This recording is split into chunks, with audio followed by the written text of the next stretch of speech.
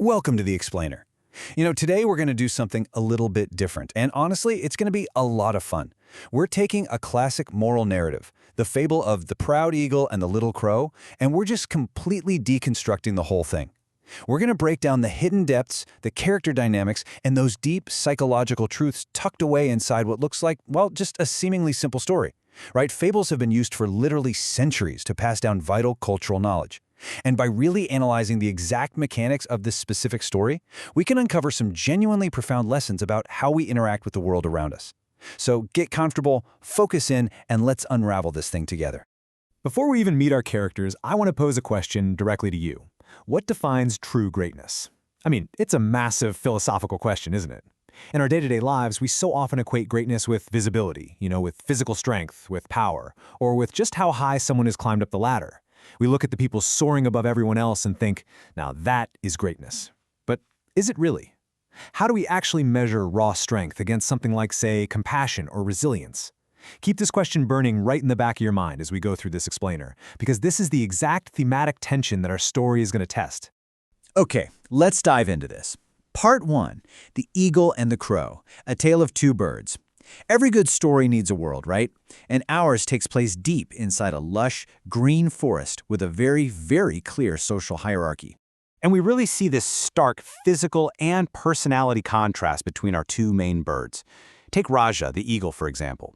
Raja is the apex. He is large, his wings literally shimmer in the sunlight, and he is just incredibly strong. But with that physical perfection comes a massive ego.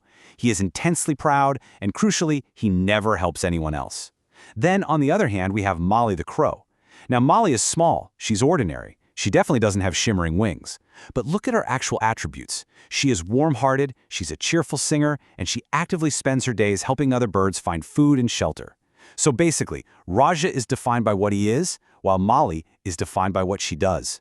To really understand the dynamic here, we kind of have to listen to Raja's own words. I am the greatest creature in this entire forest. None of you can ever match me. He doesn't just think he's great, he actively needs everyone else to know that they are lesser. The original text notes that he specifically laughed at the small birds, actually singling out the little crow Maali. It's a classic case of hubris, really. Raja's entire identity is completely built on comparing himself to those beneath him, just to inflate his own ego. He truly believes his physical superiority makes him untouchable. But as we know from both literature and real life, nobody is truly untouchable. That brings us to part 2, the fierce storm, the great equalizer.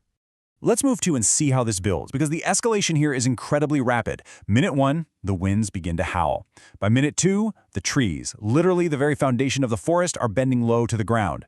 Now, at minute 3, Raja does what he has always done. He relies on his physical prowess. He tries to soar right above the storm, attempting to dominate nature the exact same way he dominates the forest. But at minute 4, a powerful gale catches him and the sky itself throws him down. His primary asset, those magnificent wings, are entirely useless against this level of chaos.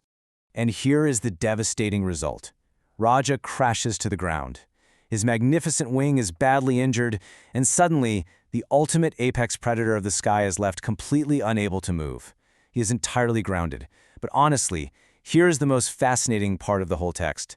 As Raja lays there, completely vulnerable, all the other birds just keep their distance. Why? Well, out of fear, sure, but also out of deep resentment. He had always mocked them. He'd never deposited any goodwill into the community bank, so to speak. So when he suddenly went bankrupt, no one was there to bail him out. He is left entirely alone. Or almost entirely alone. Enter part 3, An Unexpected Savior, the Anatomy of Kindness. Maali the crow, the exact same bird Raja specifically laughed at and insulted, sees him fall. Logically, she has every single reason to just leave him there. She owes him absolutely nothing. But Maali refuses to hold a grudge. Defying the whole social expectation of indifference or even revenge, she flies straight down into the storm to be right by his side. And the text doesn't just say, she was nice to him. It details the exact anatomy of her kindness and the heavy labor involved. Step 1, she gathered soft leaves with her beak to actually bandage his injured wing. Step 2, she made relentless, exhausting trips back and forth to a nearby stream just to bring him fresh water. Step 3, she sat beside him through the freezing, frightening night, using her own specific talent, singing softly to keep his spirits up. This really proves that in this narrative, true greatness isn't some static trait. It is an active, demanding choice. that's completely rooted in relentless, tangible care. That brings us to part 4, the meaning of true greatness, the epiphany. A few days pass, and thanks entirely to Maali's tireless nursing, Raja physically recovers. But that physical healing, that's totally secondary to a massive psychological shift. He looks at Maali, this small, ordinary crow, and the text explicitly notes that he has tears in his eyes. The eagle's pride has been completely shattered. This is the absolute climax of Raja's character arc. I laughed at you and insulted you, he says quietly to Maali. Yet in my darkest hour, only you came to help me. You know, it takes a tremendous amount of internal strength to vocalize your own flaws like that, to actually admit how wrong you were. Raja finally sees the truth. He recognizes that his shimmering wings meant absolutely nothing when he was broken on the ground. Literally, the only thing that mattered was the warmth of the bird sitting right next to him. And the real evidence of a true epiphany is behavioral change. The story concludes by telling us that from that day forward, Raja didn't just go back up to the sky to boast. No, he became the most humble and caring bird in the entire forest. Maali's single, sustained act of compassion didn't just save Raja's life, it completely erased his arrogance. It caused a permanent structural transformation in his character. She really taught him how to truly lead. So the crucial point really boils down to these core takeaways. First, pride inevitably leads to a fall. If you build your identity purely on superiority and ego, well, a storm will eventually come and knock you down, and you're going to find yourself completely alone.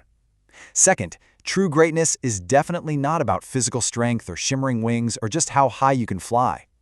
And third, ultimately, greatness lives in a kind and generous heart.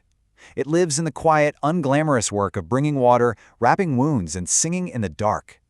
Which brings us right back to you and me. I want to leave you with this final provocative thought to really chew on today.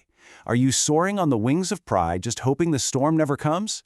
Or are you, like Maali, building true, unshakable greatness every single day with a generous heart? It's a choice we all have to make in our own forests. Thank you so much for joining me to unpack this incredible story. Keep analyzing, keep learning, and I'll catch you on the next explainer. Like, share and subscribe for more videos.